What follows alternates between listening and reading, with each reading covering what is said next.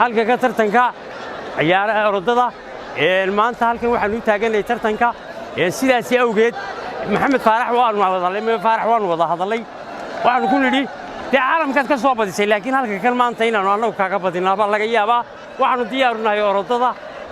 ka dhacaya magaalada Jabutii sidaas darteed ninkan aniga coach ah waa ninkan tababaraha u ahay marka haddii ilaahay ka dhigo orodadaan u diyaarnahay insha Allah rag badan baa jooga Bashiir Cabdillah Lahabaa jooga waxa jooga niman limbilka ka horda ninka Ingiriiska ka soo badiyay adduunka oo dhan Maxamed Faarax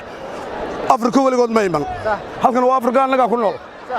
in badan baa ku iska ilaali dabadeetana waxay ka helaan bay leeyahay maanta la siibkiisu qaaday uu la deeyo waxaan waarada naga qalay baan ku nidhi naga qalay waayay tabal waxaan ku sameeyay maanta wala arki doonaa waa 50-50 rajadayda